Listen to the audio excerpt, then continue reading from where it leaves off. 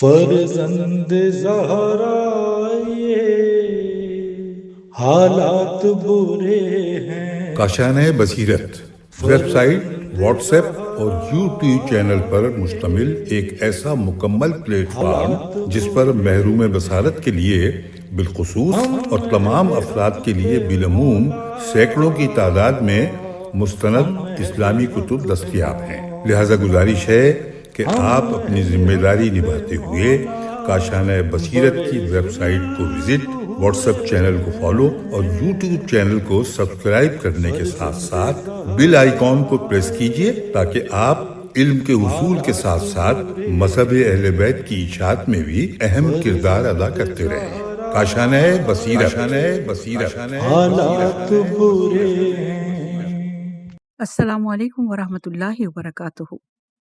سامعین، آپ سماعت فرما رہے ہیں ندائے عدالت انسانی، مصرف ہیں جارج ارداغ، مترجم ہیں علامہ سید محمد باقر النقوی صاحب۔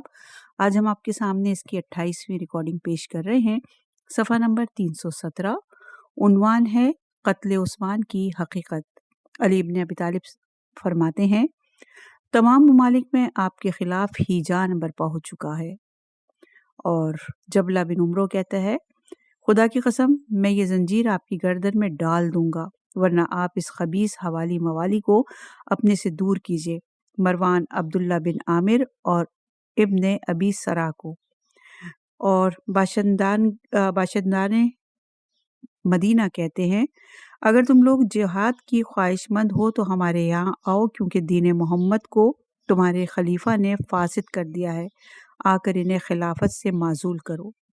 11 برس اور کئی مہینے گزر گئے۔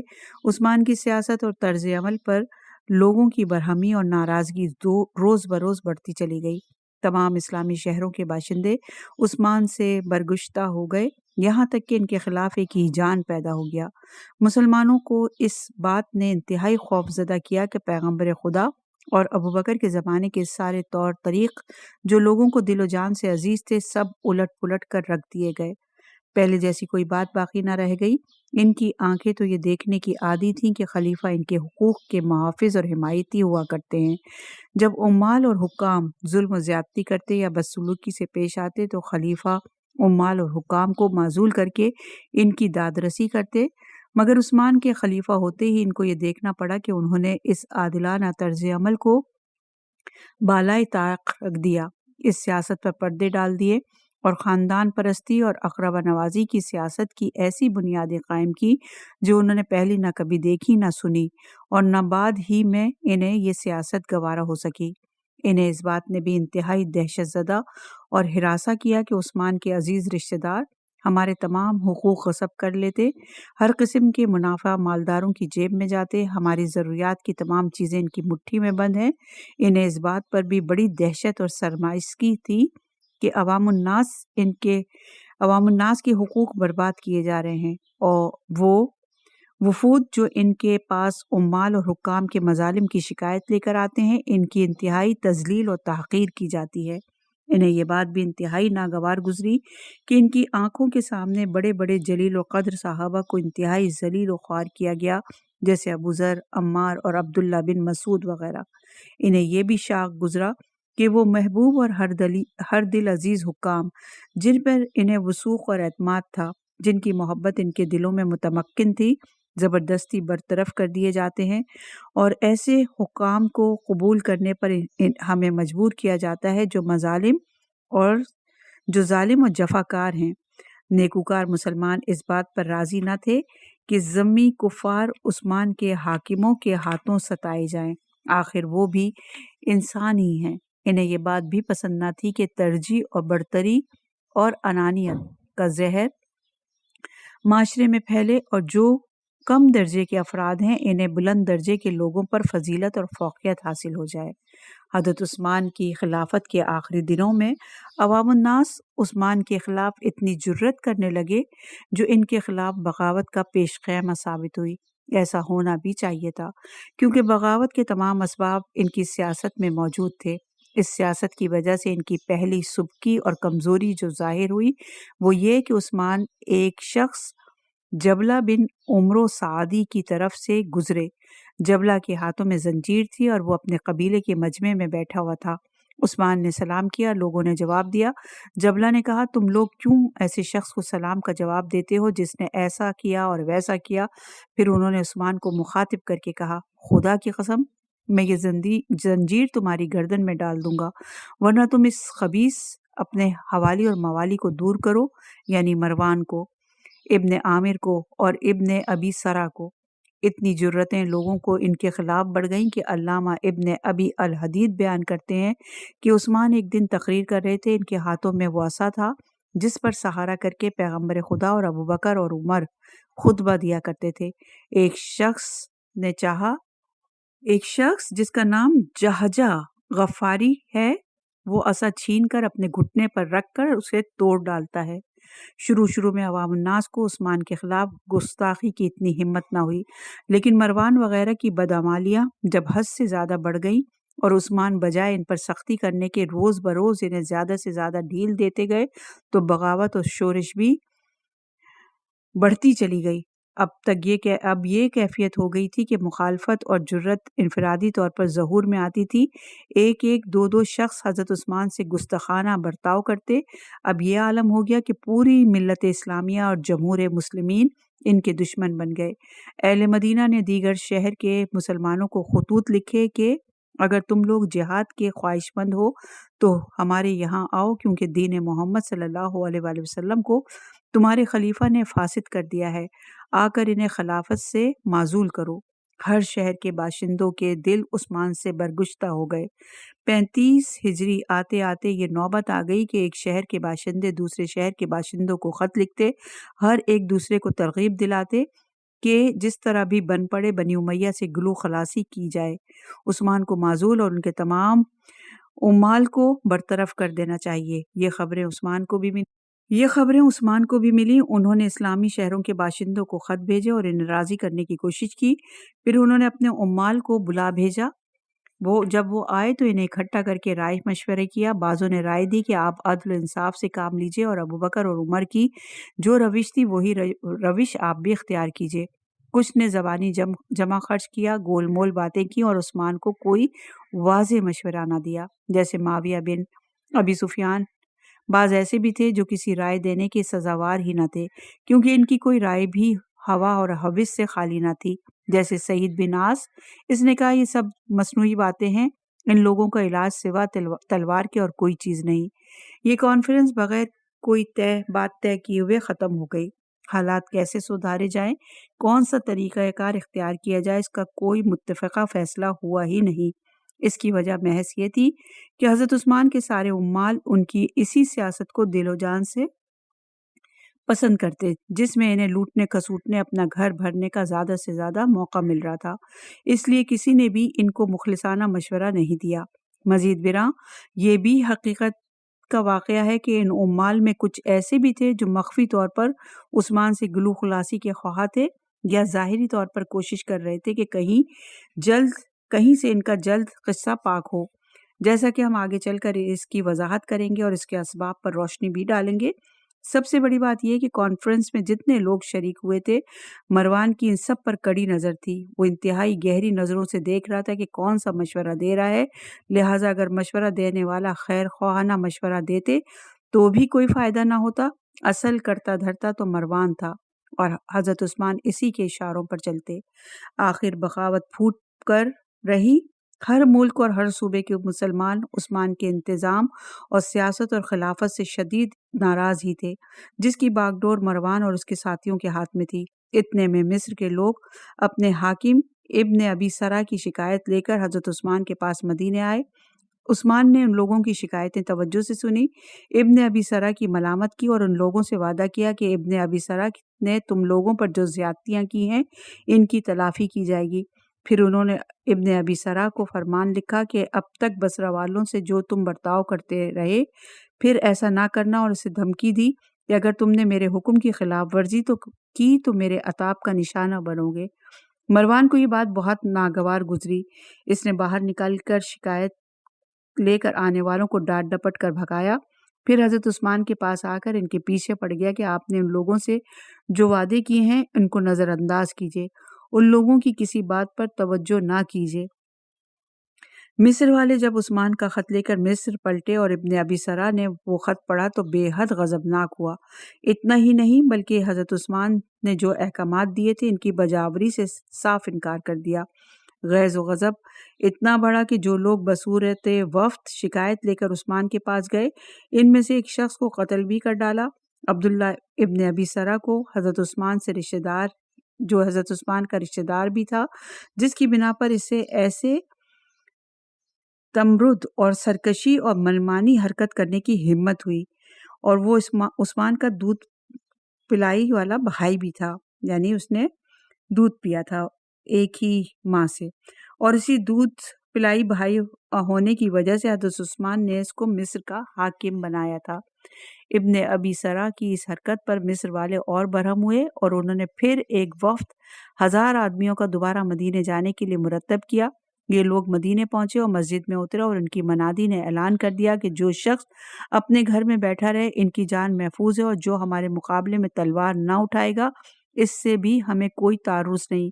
پھر ان 1000 آدمیوں کے بزرگ و معزز افراد اصحاب کے پاس پہنچے اور ابن ابی سرا کی ان مظالم کی تفصیل بیان کی جو اس نے مصریوں پر ڈھائے تھے، اس کی درندگی اور بہیمت اور قساوت قلبی کا رونا رویا، اور ایک بے قصور انسان کو قتل کر دینے کی تفصیل بیان کی، جس کی خطا محض یہ تھی کہ وہ اس وفد میں شریک تھا اور جو حضرت عثمان کے پاس ابن ابی سرا کے مظالم کی فریاد کرنے کے لیے آیا تھا۔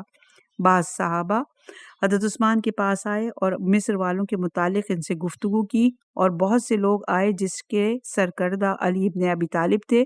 انہوں نے عثمان سے انتہائی معقول اور حکمت اور انصاف سے بھری ہوئی بات کہی۔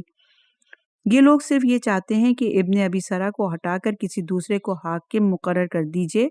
پہلے انہوں نے ایک آدمی کے بے گناہ قتل کیے جانے کی فریاد کی تھی۔ آپ ابن ابی سرا کو معزول کر دیجئے اور ان کا مقدمے کا فیصلہ کیجئے۔ اگر ابن ابی سرا کی زیادتی ثابت ہو تو اس سے قصاص لے کر ان لوگوں کے ساتھ انصاف کیجئے۔ حضرت عثمان نے لوگوں کے سامنے قسمیں کھائیں اور اطمینان دلایا کہ میں عوام کی خوشنودی کی ہر ممکن کوشش کروں گا، اور ان لوگوں سے کہا تم جسے کہو میں سے ابن ابی سرا کے بدلے تمہارا حاکم مقرر کر دوں گا۔ مصر والوں نے آپس میں رائے مشورہ کر کے محمد بن ابی بکر کو حاکم بنانے کی درخواست کی۔ حضرت عثمان نے اسے مصر کا حاکم مقرر کر دیا اور ان کے ساتھ مہاجرین اور انصار کی ایک حمایت کر دی کہ مصر کی زیادتیوں کی تحقیقات کریں۔ محمد بن ابی بکر اور ان کے ساتھ مکہ کے مہاجرین اور انصار ابھی راستے میں ہی تھے کہ انہیں مدینہ چھوڑے 3 دن ہوئے تھے۔ ان لوگوں کو ایک حبشی غلام ملا جو اونٹ پر بیٹھا ہوا تیزی سے اسے بھگاتا ہوا لے جا رہا تھا۔ معلوم ہو رہا تھا کہ جیسے وہ کسی کا پیچھا کر رہا ہو یا بھاگ کر جا رہا ہو۔ اس کی یہ کیفیت ان لوگوں کو حیرت انگیز معلوم ہوئی۔ اس کو روک کر ان لوگوں نے پوچھا کہ واقعہ کیا ہے، کیوں اتنی تیزی اور بدحواسی سے بھاگے جا رہے ہو؟ غلام اسی طرح اونٹ کی پیٹھ پر بیٹھا ہوا اسے بھگاتا رہا، نہ کوئی بات سنی نہ منہ سے کچھ بولا۔ محمد ابن ابی بکر کے سارے ساتھیوں نے پھر پوچھا تو اس نے کہا کہ میں امیر المومنین عثمان کا غلام ہوں، انہوں نے حاکم مصر کے پاس مجھے بھیجا ہے۔ محمد کے ساتھیوں نے کہا مصر کے حاکم تو یہ ہمارے ساتھ ہیں۔ غلام نے کہا میری مراد مروان سے ہے، میری مراد ان سے نہیں۔ محمد بن ابی بکر کو جب اس غلام اور اس ساتھیوں کی مٹ بھیڑ اور گفتگو کی خبر ملی تو انہوں نے غلام کو بلایا اور پوچھا تم کون ہو؟ اس نے کہا میں امیر المومنین کا غلام ہوں، پھر اپنی بات رد کرتے ہوئے کہا نہیں، میں مروان کا غلام ہوں۔ دیر تک اسی طرح کی متضاد باتیں کرتا رہا، ایک بات کہتا پھر اس سے انکار کرتا، کبھی کہتا کہ میں عثمان کا غلام ہوں پھر انکار کرتا، کہتا نہیں میں مروان کا غلام ہوں۔ محمد نے پوچھا کس کے پاس جا رہے ہو؟ اس نے کہا حاکم مصر کے پاس۔ محمد نے پوچھا حاکم مصر کے پاس کیا لے کر جا رہے ہو؟ اس نے کہا ایک پیغام لے کر جا رہا ہوں۔ محمد نے پوچھا کیا کوئی خط بھی ہے تمہارے ساتھ؟ اس نے کہا نہیں۔ محمد نے ساتھیوں سے کہا اس کی تلاشی لو۔ بڑی چھان بین کے بعد ایک خط ملا جو حضرت عثمان کی طرف سے عبداللہ بن سرا جو کہ عامل مصر کے نام تھا۔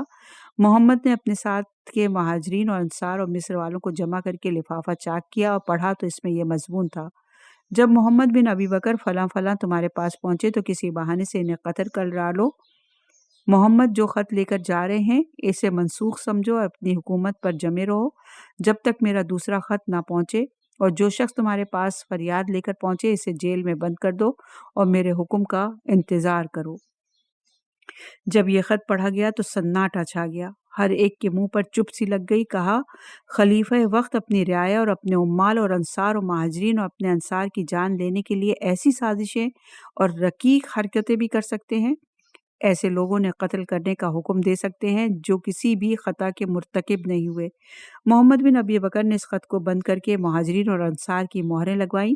پھر انہیں مناسب معلوم ہوا کہ یہ سب لوگ مدینے پلٹ آئے اور تمام صحابہ پیغمبر کے سامنے اس خط کو پیش کر کے صورتحال سے آگاہ کریں۔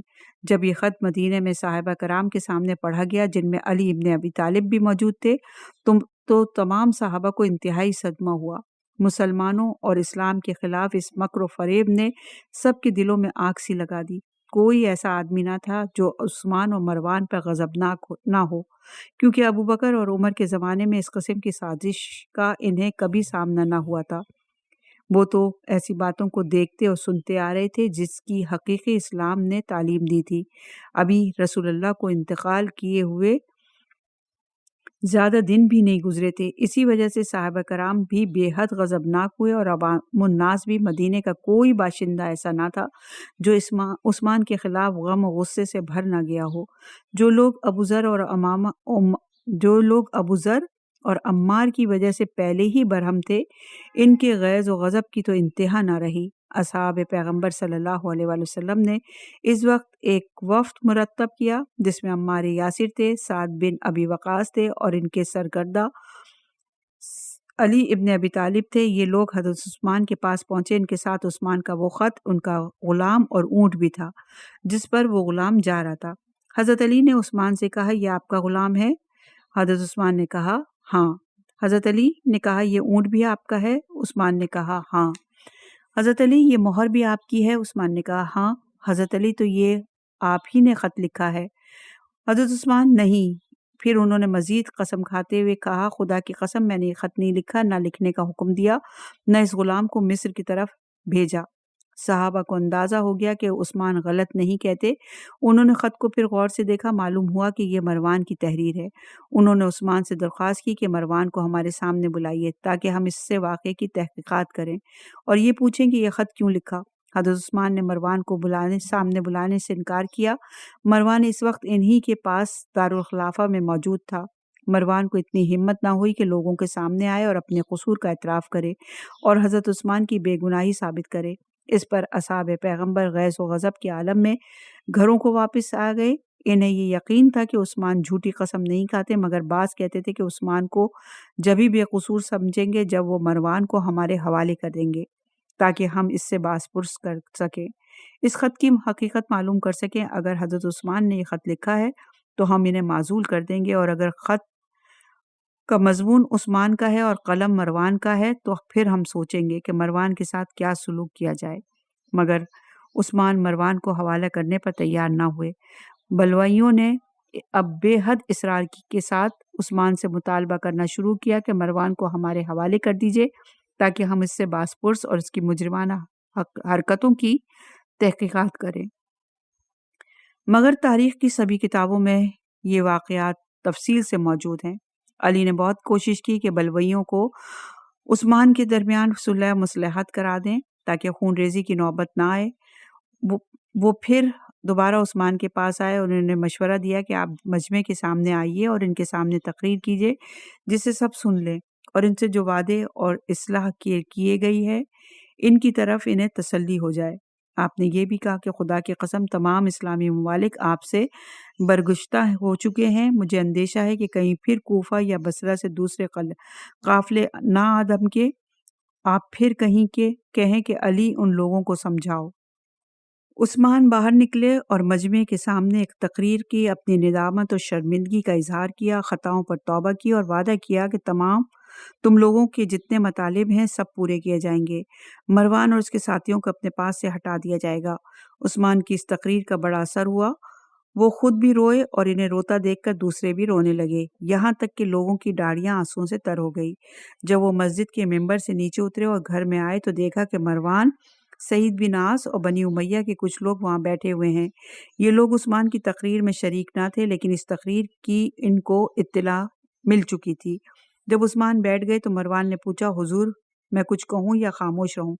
عثمان نے کہو کیا کہتے ہو؟ مروان نے کہا، گویا عثمان کو سرزنش کرتے ہوئے کہا کہ آپ ہی انہیں ایسا کرنے کی ہمت دلاتے ہیں۔ کوئی کسی ظلم و زیادتی کی فریاد کرتا ہے، دوسرا کسی عامل کے معزول کرنے کا تقاضا کرتا ہے۔ آپ نے اپنی خلافت پر بڑا ظلم کیا ہے، اگر آپ صبر و سکوت سے کام لیتے تو آپ کے لیے زیادہ بہتر ہوتا۔ عثمان نے کہا، تو جاؤ تم ہی ان لوگوں سے گفتگو کرو، مجھے تو اب ان سے گفتگو کرتے اور واپس لوٹاتے بڑی شرم آ رہی ہے۔ یہ اجازت پا کر مروان دروازے پر آیا۔ مروان نے کہا، یہ کیسی بھیڑ تم لوگوں نے لگا رکھی ہے، جیسے تم لوگ گھر لوٹنے کے لیے آئے ہو، تمہارا منہ کالا ہو، تم یہ ارادہ کر کے آئے ہو کہ ہماری حکومت ہم سے چھین لو۔ خدا کی قسم اگر تم نے ہمارے ساتھ برائی کا ارادہ کیا تو ہم بھی وہ سلوک کریں گے کہ یاد رکھو گے۔ جاؤ اپنے گھروں کو جاؤ، ہم اپنے اختیارات پر کسی غلبے کو ہرگز برداشت نہیں کریں گے۔ یہ سن کر لوگ ناکام اور نامراد برا بھلا کہتے اور دھمکیاں دیتے واپس آئے۔ بعض لوگوں نے حضرت علی کی خدمت میں حاضر ہو کر ماجرا سنایا۔ حضرت علی کے لیے ممکن تھا کہ وہ پھر عثمان کے پاس نہ جاتے، نہ انہیں کوئی رائے مشورہ دیتے، کیونکہ عثمان نے علی کی بات رد کر کے مروان کی بات پر توجہ دی تھی۔ لیکن بوڑھے خلیفہ کے حال پر ان کا ترس، لوگوں کے درمیان صلح اور مصلحت کی دلی خواہش اور ہلکی سی امید کہ شاید عثمان راہ راست کی طرف پلٹ آئیں، ان باتوں نے علی کو مجبور کیا اور پھر ان کو سمجھانے کی کوشش کی۔ جب رات ہوئی اور عثمان اپنی بیوی نائلہ کے مشورے سے حضرت علی کے پاس عذر و معذرت کے لیے آئے تو حضرت علی نے کہا، منبر رسول پر تقریر کرنے اور ہر قسم کے وعدہ کرنے کے بعد آپ گھر میں چلے گئے اور مروان نے باہر نکل کر لوگوں کو گالیاں دی۔ اب اس کے بعد باقی کیا رہ گیا ہے اور میں آپ کے لیے کیا کر سکتا ہوں؟ عثمان نے آپ کو بہت برا بھلا کہا۔ حضرت علی نے پھر نصیحت کرتے ہوئے فرمایا، خدا کی قسم میں نے سب سے زیادہ لوگوں کو آپ سے دور کرنے کی کوشش کی، لیکن جب بھی آپ کے سامنے کوئی ایسی بات پیش کرتا ہوں جس کے متعلق مجھے امید ہوتی ہے کہ آپ اس پر راضی اور خوش رہیں گے، مروان آ کر میری ساری کوششوں کو غارت کر دیتا ہے۔ آپ اس کی باتیں مان لیتے ہیں اور میری باتیں پس پش ڈال دیتے ہیں۔ علی نے سچ ہی کہا تھا۔ اس مرتبہ پھر مروان نے عثمان کے خلاف سارا معاملہ بگاڑ کر رکھ دیا۔ بلویوں نے پھر اپنے مطالبے پر زور دینا شروع کیا، ہم سے جتنے وعدے کیے تھے وہ وعدے پورے کیے جائیں۔ بلویوں نے زور دیا کہ مروان کو جس نے سارے وعدے اور قول اور قرار غلط کرائے ہمارے حوالے کیا جائے تاکہ ہم اس سے بدلہ لیں۔ عثمان مروان کے بارے میں پہلے سے زیادہ سخت ہو گئے اور انہوں نے حوالے کرنے سے قطعی انکار کر دیا۔ پھر بلوئی بھی اپنی بات پر اڑ گئے، مروان سے بہرحال ہم اپنا معاملہ چکا کر رہیں گے۔ جب بلویوں نے بغاوت اور شورش حد سے زیادہ بڑھ گئی اور عثمان نے بھی ضد پکڑ لی کہ کچھ ہو جائے ہم مروان کو کسی صورت تم لوگوں کے حوالے نہ کریں گے، تو اب بھرے مجمع نے ان کے گھر کا محاصرہ کر لیا اور یہ محاصرہ طول پکڑتا گیا۔ بلوئی نے عثمان کے گھر تک پانی جانے پر بھی بندش کر دی۔ حضرت عثمان نے بالا خانے سے جھانک کر مجمع پر نظر کی اور پوچھا، کیا تم میں علی بھی ہیں؟ لوگوں نے کہا نہیں۔ پوچھا، سعد ہیں؟ کہا نہیں۔ کہا، کیا کوئی شخص علی تک میرا یہ پیغام پہنچا دے گا کہ وہ ہمیں پانی پلانے کی کوشش کریں؟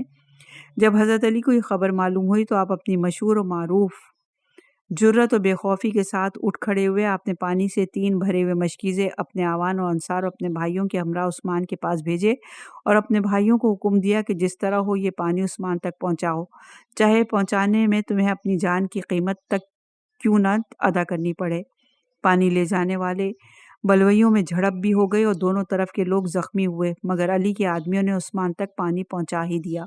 اس طرح علی ابن ابی طالب نے اپنی کتاب زندگی میں غیر معمولی علوی شجاعت اور دلیری کی نئی فصل کا اضافہ کیا۔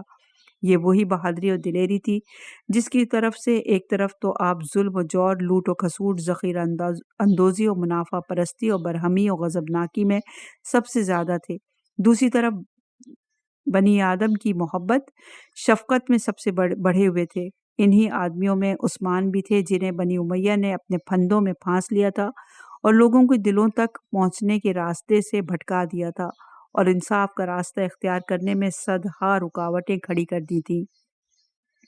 اب عثمان اپنے گھر میں محصور اور بلوئی ان کے قتل پر کمر بستہ تھے اور انہوں نے پانی تک ان پر بند کر دیا تھا۔ یہ بلوئی اب عثمان کے خون کے پیاسے تھے۔ جیسے ہی حضرت علی کو یہ خبر ملی وہ باعجلت تمام گھر سے نکلے اور اپنے ساتھ ساتھ اپنے فرزند حسن اور حسین اور عبداللہ بن عمر اور چند مہاجرین اور انصار ان کی اولاد کو لیے ہوئے یہاں تک پہنچے۔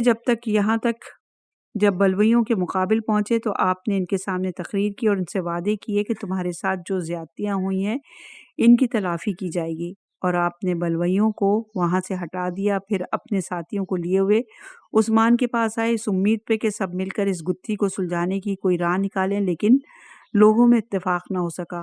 آپ عثمان کے پاس سے نکل کر مسجد جامع میں نماز کے قصد سے پہنچے۔ لوگوں نے فرمائش کی کہ ابو الحسن آپ نماز پڑھائیے۔ آپ نے انکار کیا، نہیں میں تنہا ہی نماز پڑھوں گا۔ پھر مسجد سے رخصت ہو کر دولت سرا کو تشریف لے گئے اور حسن حسین کو صحابہ کے فرزندوں کے ساتھ جن کی لوگوں کے دلوں میں عزت و توقیر تھی روانہ کیا اور تاکید کی کہ دارالخلافہ کی نگرانی کرتے رہیں۔ حسن حسین سے فرمایا اپنی تلوار لے کر عثمان کے دروازے پہ کھڑے ہو جاؤ اور کسی کو ان کے موقع نہ دو کہ عثمان کو کوئی ضرر پہنچا سکے۔ بلویوں کی نیت بھی نہ تھی کہ وہ عثمان کو ضرر پہنچائے، وہ تو اس وقت صرف یہ چاہتے تھے کہ عثمان اپنے گناہوں سے توبہ کریں اور خلافت سے دستکش ہو جائیں۔ اس کا ثبوت اس واقعے سے ملتا ہے کہ ایک شخص جس کا نام نیاز بن ایاز تھا اور وہ صحابہ میں سے تھا، بلویوں کی اگلی صف میں کھڑا ہوا اور اس نے حضرت عثمان کو بآواز بلند قسمیں دے کر کہا کہ آپ خلافت سے دستبردار ہو جائیے، آپ کا بال بیکا نہ ہوگا۔ وہ خلافت سے دستبرداری کی ترغیب ہی دلا رہا تھا کہ کثیر بن سلت کندی نے، جو حضرت عثمان کے ہمراہیوں میں سے ان کے گھر میں تھا، ایک تیر مار کر نیاز بن ایاز کو مار ڈالا۔ مصر والوں اور دیگر بلویوں نے چلا کر ابن ایاز کے قاتل کو ہمارے حوالے کیجیے۔ عثمان نے کہا میں ایسے شخص کو جو میری مدد کر رہا ہے تمہارے حوالے کیسے کر سکتا ہوں؟ بلویوں نے دروازے پر یلغار کی جو فوراً ہی بند کر دیا گیا۔ بلوئی آگ لگانے پر تیار ہو گئے اور انہوں نے دروازے پر آگ لگا دی، ان کو چھت کو جلا ڈالا۔ پھر ہر طرف سے بلویوں نے دارالخلافہ پر تیروں کی بارش شروع کر دی، یہاں تک کہ امام حسن زخموں سے لہولہان ہو گئے، جو اپنے پدر بزرگوار کے حکم کی بنا پر عثمان کے دروازے پر کھڑے پہرا دے رہے تھے اور کسی کو اندر جانے نہیں دیتے تھے۔ حضرت علی کے دوسرے ساتھیوں کے سر بھی زخمی ہوئے۔ بلوئی ڈر سے کہ کہیں حسن اور ان کے ہمراہیوں کو زخمی دیکھ کر بنی ہاشم اور ان کے ہمدرد قریش والے خلاف نہ ہو جائیں ورنہ لینے کے دینے پڑ جائیں گے۔ کچھ بلویوں نے کہا کہ اگر بنی ہاشم آ گئے اور انہوں نے حسن اور حسین کے چہرے پر خون دیکھ لیا تو وہ لوگوں کو مار بھگائیں گے، اس کا نتیجہ یہ ہوگا کہ عثمان کی جان بچ جائے گی اور ہم جو چاہتے ہیں وہ پورا نہ ہوگا۔ ایسا کریں کہ دیوار پھاند کر ہم لوگ گھر میں گھس جائیں اور عثمان کو مار ڈالیں، کسی کو خبر بھی نہ ہوگی۔ بلویوں نے جو رائے قائم کی تھی اس کو عمل میں لانے پر فوراً تیار ہو گئے۔ محمد بن ابی بکر اور ان کے دو ساتھی محمد بن ابی خرم انصاری کے گھر کے ذریعے حضرت عثمان کے گھر میں داخل ہوئے۔ جب ان کے پاس پہنچے تو ان کے پاس ان کی بیوی نائلہ کو پایا۔ محمد بن ابی بکر کے دونوں ساتھیوں نے تیز حربے سے ان کو کاری زرق لگا کر قتل کر دیا اور جس راستے سے یہ تینوں آئے تھے اسی راستے سے واپس چلے گئے۔ نائلہ نے چیخ کر کہا امیر المومنین کو لوگوں نے قتل کر ڈالا۔ یہ چیخ حسن حسین اور ان کے ساتھیوں جو صحابہ کے فرزند تھے ان کے کانوں پہ پہنچی۔ یہ لوگ گھر میں داخل ہوئے، دیکھا تو خلیفہ قتل ہو چکے تھے۔ یہ لوگ ان پر جھک کر رونے لگے، لیکن علی جو عثمان سے بڑھ کر عثمان کے دشمنوں کو ان سے رفع پر قادر تھے، بشرطے کہ وہ علی کے ہاتھوں کی باتوں پر کان دھرتے۔ انہیں جیسے ہی یہ خبر ملی دوڑے ہوئے عثمان کے گھر پہنچے، انتہائی غضبناک اور برہم۔ جیسے ہی حسن حسین پر نظر پڑی ان سے کہا تم دروازے پر جب موجود تھے تو کیسے امیر المومنین قتل ہوئے؟ پھر آپ نے ان دونوں فرزندوں کو تماچے لگائے۔ محمد بن طلحہ، عبداللہ بن زبیر اور دیگر فرزندان نے مہاجرین اور انصار کو برا بھلا کہا۔ طلحہ جلدی سے آگے بڑھے اور کہا یہ آپ کو کیا ہو گیا ہے؟ آپ حسن حسین کو مار بیٹھے، آپ نہ کسی کو ماریے نہ برا بھلا کہیے، اگر وہ مروان کے حوالے کر دیے ہوتے تو کبھی قتل نہ کیے جاتے۔ اسی طرح عثمان قتل ہوئے۔ جن لوگوں نے عثمان کو قتل کیا وہ دو قسم کے لوگ تھے۔ ایک تو وہ تھے جو حق کے لیے غضبناک ہوئے، حضرت عثمان سے توبہ کے طالب ہوئے، انہوں نے توبہ کرنے سے انکار کیا، ان لوگوں نے ان کا گھر گھیر لیا اور ان کا کام تمام کر دیا۔ ان لوگوں میں حجاز، مصر اور عراق اور تمام اسلامی شہروں کے مسلمان شامل تھے۔ دوسری قسم ان لوگوں کی تھی جنہیں مال غنیمت نے دیوانہ اور سرگزشتہ کر دیا تھا۔ اس قسم کے لوگوں کے ساتھ ایک قائد تھا جس کی اطاعت کی جاتی تھی، اور اس قسم کے لوگوں نے انہیں محاصرے میں بے یار و مددگار چھوڑ دیا۔ پہلی قسم کے لوگوں کا ہم تذکرہ کر چکے ہیں، دوسری قسم کے لوگوں کے متعلق ہم آگے چل کر بیان کریں گے۔ زبردست سازش کی فصل میں کیونکہ حضرت علی کے ساتھ جو سلوک اور مکر و فریب کیا گیا اس کا ان لوگوں سے گہرا تعلق ہے۔ اس موقع پر ہم یہاں ذرا ٹھہریں گے، لیکن بعض ہم اثر اور مؤلفین سے دو باتیں کرنا چاہتے ہیں ان امور اور واقعات کے متعلق جن کا فتنہ قتل عثمان سے گہرا تعلق ہے۔ حاشیے میں تحریر ہے کہ حضرت علی علیہ السلام کے متعلق یہ امر ثابت ہے کہ اور مسلم ہے کہ آپ قتل کے موقع پر مدینے میں موجود ہی نہ تھے، چہ جائے کہ آپ ان کے قتل ہونے پر گریا و بکا کرتے، کسی کو زد و کوب کرتے، کسی کو برا بھلا کہتے، کسی پر لعنت کرتے۔ علامہ حسنی اس قسم کی ایک موضوع حدیث کی تردید کرتے ہوئے لکھتے ہیں کہ ظاہر اور واضح امر یہ ہے کہ یہ حدیث ضعیف ہے۔ جب عثمان محصور ہوئے تو آپ مدینے میں تھے ہی نہیں، نہ قتل کے موقع پر موجود تھے، اور یہ روایت ہے مجموعہ زوائد جلد نمبر 7 صفحہ نمبر 63۔ آگے لکھا ہے کہ حضرت عثمان نے امیر المومنین سے فرمائش کی تھی کہ آپ اپنی جائیداد اور ینابے میں چلے جائیں تاکہ خلافت کے لیے آپ کا نام لوگ نہ لیں۔ یہ فرمائش کوئی ایک مرتبہ نہیں کی گئی بلکہ کئی مرتبہ، جیسے کہ خود امیر المومنین علیہ السلام کا ارشاد نہج البلاغہ میں موجود ہے کہ آپ کہتے ہیں کہ عثمان نے مجھے آپ کشی والا اونٹ بنا لیا ہے۔ ایک مرتبہ کہتے ہیں کہ آپ یہاں سے منابع چلے جائیں۔ جب میں منابع چلا جاتا ہوں تو کہلا بھیجتا ہے کہ جلد آ کر خبر لیجئے۔ جب آ کر ان کی مصیبت رفع کر دیتا ہوں تو پھر حکم دیتا ہے کہ ینابے چلے جائیں۔ پھر امیر المومنین جن کی ذات عدل و انصاف کا سرچشمہ تھی، کیسے ممکن تھا کہ حسن اور حسین کو معاذ اللہ زد و کوب کرتے اور دیگر فرزندان صحابہ کو برا بھلا کہتے؟ آخر ان لوگوں کا قصور کیا تھا؟ اگر مان بھی لیا جائے کہ یہ لوگ حفاظت پر متعین تھے تو دروازے پر متعین ہوئے تھے، کسی کو عثمان کے گھر میں جانے نہ دیں۔ قتل کرنے والے تو دروازے سے گئے ہی نہیں، دوسرے کے مکان سے ہو کر عثمان کے گھر میں داخل ہوئے اور قتل کر کے اسی راستے سے واپس چلے گئے۔ اس میں حسن حسین یا کسی اور کی کیا خطا تھی؟ دروازے سے اگر کسی کو آنے دیتے تو الزام بھی دیا جا سکتا تھا کہ انہوں نے کوتاہی کی اور روکا نہیں۔ حاشیے میں تفصیل لکھی ہوئی ہے اور یہی حقیقت بھی ہے۔ یہاں پر یہ عنوان اپنے اختتام کو پہنچا۔ انشاءاللہ کہ اگلی ریکارڈنگ میں ایک نئے عنوان کے ساتھ حاضر ہوں گے۔